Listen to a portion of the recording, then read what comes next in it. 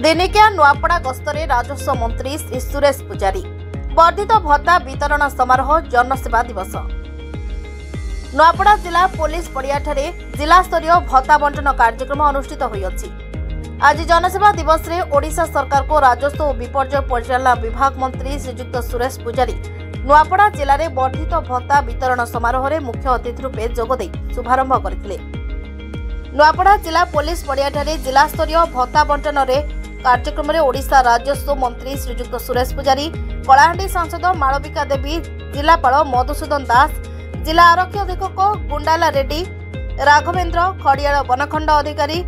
अजीज खान, वनखंड अधिकारी वन्यजंतु विभाग महादेव बड़ाइक, अतिरिक्त जिलापाल सुभाष चंद्र रईत, जिला मुख्य उन्नयन अधिकारी लंबोदर धरुआ, उपजिलापाल जोगेन्द्र माझी, सांसद प्रतिनिधि प्रेम अग्रवाल, खरियार रोड एनएससी अध्यक्षा डॉ सोनिया जैन प्रमुख जोग देथिले। एही कार्यक्रम में ओडिशा राजस्व मंत्री श्रीयुक्त सुरेश पुजारी जणे मध्य भूमिहीन रहिबे नाही बोली मतव्यक्त करथिले। सूचनायोग्य जे आजिर एही जनसेवा दिवस समारोह रे मंत्री तथा अधिकारी गण नुआपड़ा ब्लॉक रु 70 जन, नुआपड़ा एनएससी रु 40 जन, खरियार रोड एनएससी रु 49 जन, खड़ियाल एनएससी रु 10 जन, खड़ियाल कोमना बोडेन और सिनापाली ब्लॉक रु समुदाय 200 जन हिताधिकारी को वर्धित भत्ता बंटन करथिले। गुड़िए कार्यक्रम थिला, मूलतः कार्यक्रम थिला जे जिला प्रशासन संगे नुआपड़ार समस्या, नुआपड़ार गरीब कल्याण योजनार अग्रगति, गरीब लोक को जमी पट्टा देवार, स्कूल कॉलेज को जमी पट्टा देवार एवं जनजाति संप्रदायर लोक मानकु तांकर अधिकार जंगल जमी उपरे अधिकार साब्यस्त करिवार विषय थिला। जिले में जलसेचन व्यवस्थार उन्नतीकरण आवश्यकता उपर आलोचना हेबार थिला एवं तार संगे संगे शिक्षा स्वास्थ्य गमनागमन धान बिक्री 3100 टंका लेखा धान क्विंटाल पिछा चाषी मान प्रदान ये विभिन्न विषय विकास में जहाँ जहाँ मापदंड अच्छी से सब मापदंड उपर जिला प्रशासन संगे आज समीक्षा होता। दलर जो मैंने कार्यकर्ता अच्छा से बहुत दिन मोर साक्षात हो भेटा सागे वार्तालाप करवा समस्या शुणा साधारण लोक मैंने मोटामोटी 1000 रु अधिक व्यक्तिगत आवेदन पत्र पाई ग्रीवांस पाई जिला प्रशासन को प्रदान कर विहित कार्यानुष्ठान ग्रहण करने लोकों सागर कथबार्ता लगे लोकों जहाँ तथ्य संग्रह करने कथा एवं सरकार ठारू नुआपड़ावासी जहाँ आशा कर जानवर तो गला गतकाली संध्यारू आज द्विपहर पर्यंत हजार हजार लोकों सागर मोर भेट होगा से नुआपड़ा बाबद जो आशा आकांक्षा से व्यक्त कर जिला प्रशासन स्तर में समाधान हो जोटा जिला प्रशासन स्तर में नुह राज्य सरकार निष्पत्ति करने न पड़ो से सब तथ्य एवं प्रसंग को लेकर भुवनेश्वर जाऊँगी भुवनेश्वर जिला प्रशासन को निर्वाचित प्रतिनिधि मान आगामी दिन में डकबू और जो जो प्रसंग राज्य स्तर में सरकार द्वारा समाहित हवा कथा से सब समस्या राज्य सरकार स्तर में आलोचना करके आगे समाहित कर ब्लॉक विभाजन प्रक्रिया आरंभ ही नहीं किंतु सरकार नीतिगत भाव में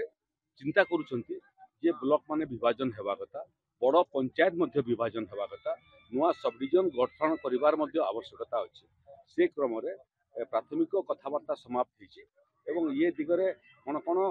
पारामीटर आवश्यकता अच्छी ब्लॉक विभाजन से बाबद सरकार निष्पत्ति नेबे एवं केवल गोटे जिलार कौन निर्दिष्ट ब्लॉक नुह ओडिशा रे जो जो ब्लॉक सब बड़ ब्लॉक अच्छे आपन को कहूँ जे भोगराई गोटे ब्लॉक गोटे विधानसभा निर्वाचन मंडली 50टा पंचायत ये बड़ जो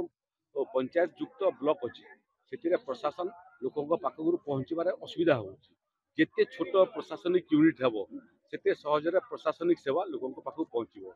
सब डिविजन 50 वर्ष ऊर्ध होगा ओडिशा रे विभाजन है नुआ सब डिविजन गठन है से बाबद राज्य सरकार विचार कर राजस्व गाँव शह शह संख्यार राजस्व गाँव होगापी लोकों आशा आकांक्षा अच्छी नुआपड़ा जिलापाल को परामर्श देती नुआपड़ा जिले में जो जो जगार पड़ा गाँव में 250 रु अधिक लोक अच्छा 500 मीटर मूल गाँव ठार दूर से पड़ा गाँव अवस्थित तार प्रस्ताव सब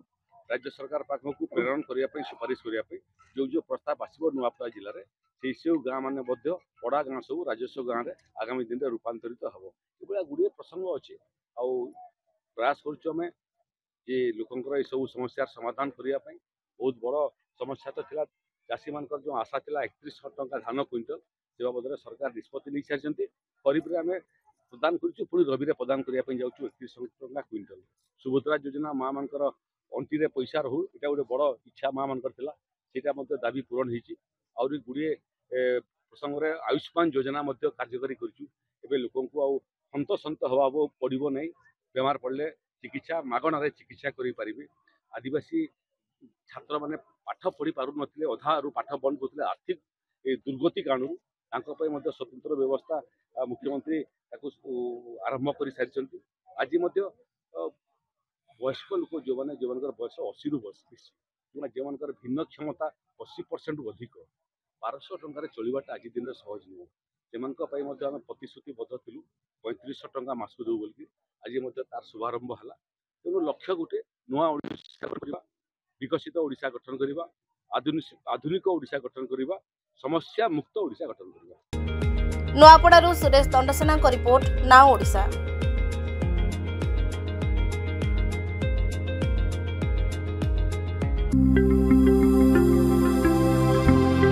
लेटेस्ट न्यूज अपडेट पाई www.nowodisha.com को लॉगिन करंतु।